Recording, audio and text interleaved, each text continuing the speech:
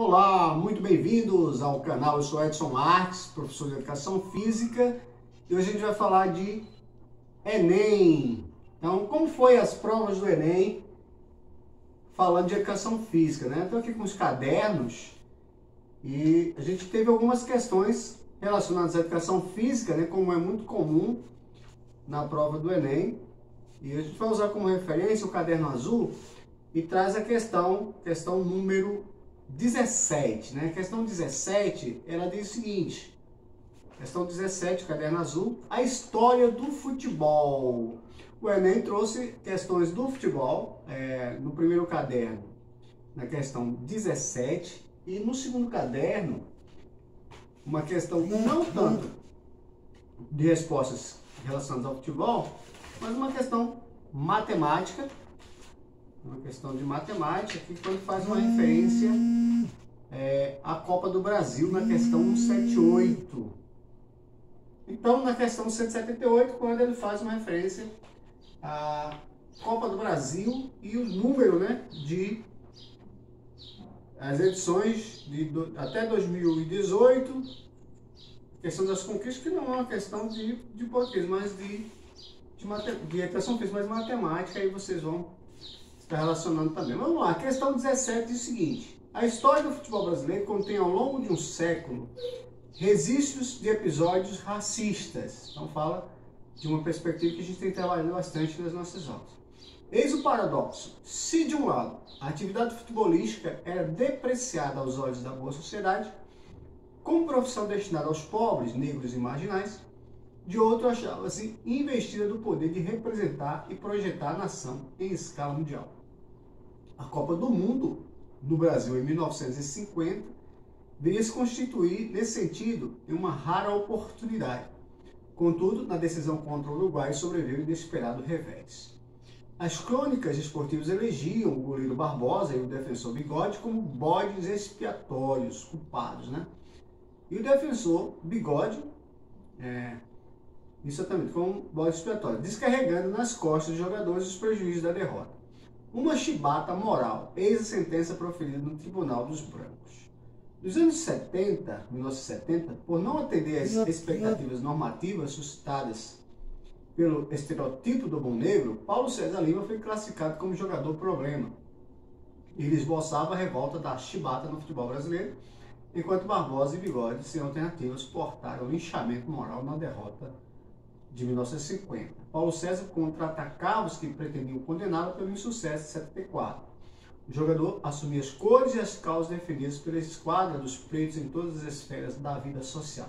Sinto na pele esse racismo subjacente, revelou a imprensa francesa. Isto é, ninguém ousa pronunciar a palavra racismo, mas posso garantir que ele existe, mesmo na seleção brasileira. Sua ousadia consistiu em pronunciar a palavra interdita no espaço simbólico do discurso oficial para reafirmar o mito da democracia racial. Então vem a pergunta, né?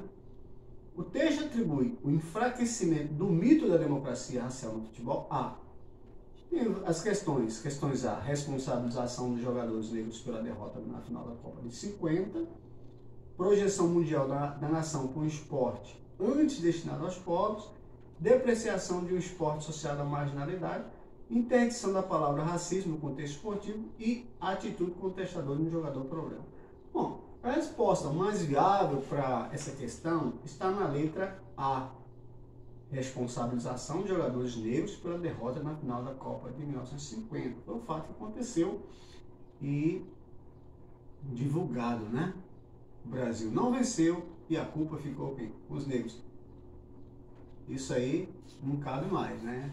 Foi um fato, mas hoje não justificativa o racismo presente. Naquela época era muito mais forte, inclusive a questão dos negros não tinham, negros pobres, né? Como o texto diz, e marginais não tinham muito espaço, né? Desde o surgimento do futebol no Brasil, e com a Copa de 50 isso veio à tona, que foi contestado depois, né? Pelo Paulo César Lima, quando o Brasil perdeu a Copa de 74.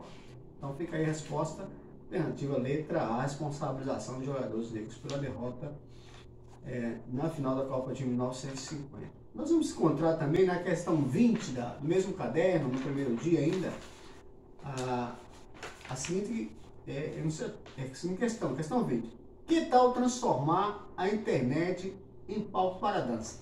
A dança é um dos conteúdos, né, relacionados à educação física presentes no dia a dia da escola, nas atividades esportivas e nas físicas. Então a dança, como contexto, vem aí trazendo também um respaldo aqui na questão 20 do Enem no primeiro dia. Diz assim, o coreógrafo, o título, né, que tal transformar a internet em palco para a dança? O coreógrafo e bailarino Didier Moleiras se destaca como um dos criadores que descobriram a dança de outro ponto de vista.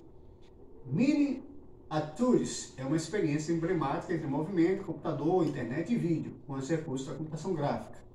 A dança das miniaturas pode caber na palma da mão, pelo fato de usar a internet como palco.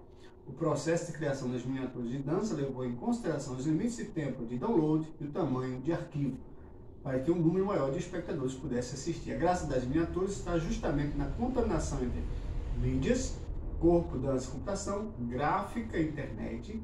De fato, é a rede que faz a maior diferença nesse grupo. Miniatures explora uma nova dimensão que descobre o espaço-tempo da web e conquista um novo território. Para a dança contemporânea, a qualquer hora, dança online. Então, a pergunta é a seguinte: considerando o primeiro projeto de dança contemporânea concebido para a rede, esse trabalho é apresentado como inovador por, primeiro, adotar uma perspectiva conceitual como contraposição à tradição de grandes espetáculos, criar novas formas de financiamento ao utilizar a internet para a divulgação das apresentações, privilegiar movimentos gerados por computação gráfica com a substituição do palco pela tela, produzir uma arte multimodal com o intuito de ampliar as possibilidades de expressão estética e redefinir a extensão e o propósito do espetáculo para adaptá-lo ao perfil de diferentes usuários.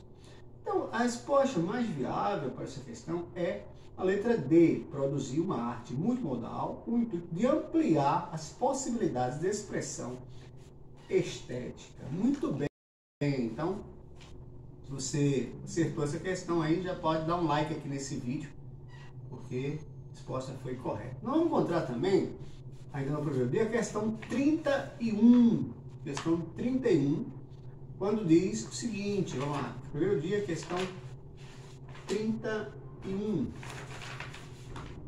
O skate que estreou nos Jogos Olímpicos de 2021, Jogos de Tóquio, diz assim a questão: o skate apareceu como forma de vivência no lazer em períodos de baixa nas ondas e ficou conhecido como surfinho.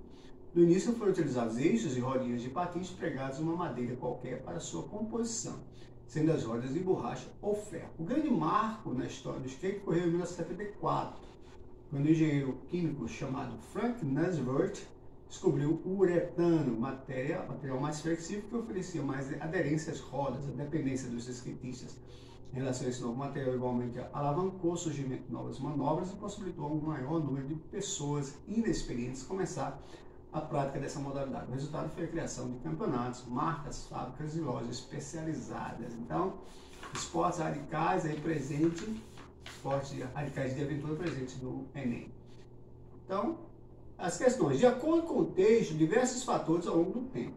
Primeiro, contribuíram para a democratização do skate, evidenciaram as demandas comerciais dos skatistas, definiram a carreira de skatista profissional, permitiram que a prática social do skate substituísse o surf, indicaram a autonomia dos praticantes de skate. Qual a resposta? Bom, a melhor resposta para essa questão é a letra A. Contribuíram para a democratização do skate. Muito bem, então tá aí. No primeiro dia, minha gente, basicamente foi isso. Nós vamos encontrar no caderno do segundo dia, eu vou usar aqui o caderno azul, nós vamos ter a questão 141. Apenas a questão 141 que vai tratar, aqui presente, né, de um assunto muito bacana, que é a prática do ciclismo, o ciclismo presente. Então, ele diz o seguinte, né? Um ciclista amador de 61 anos de idade utilizou um monitor cardíaco para medir suas frequências em 4 diferentes tipos de trechos do percurso. Os resultados das frequências cardíacas máximas alcançadas nesses trechos foram no leve e no plano 90 batimentos, Forte no plano, 120 batimentos. Subida moderada, 130 batimentos. Subida forte, 140 batimentos. Então, no plano, ele levou de 90 a 120. E na subida, de 130 a 140. Tá? Então, sabe-se que a faixa aeróbica ideal para o ganho de condicionamento físico é entre 65% e 85% da frequência cardíaca máxima. E, por sua vez, é determinada pela fórmula frequência cardíaca máxima é igual a 220, menos a idade. Sempre importante ressaltar que há uma consideração também feita quando se trata de homens e de mulheres, né? Em que a idade é dada em ano e frequência cardíaca máxima é dada em BPM, batimento por minuto.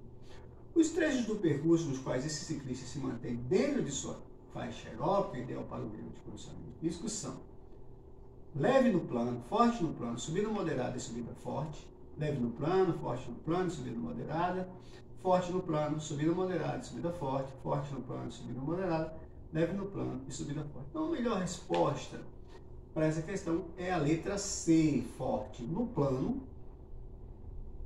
conseguir um ritmo bacana, e as subidas moderada e forte.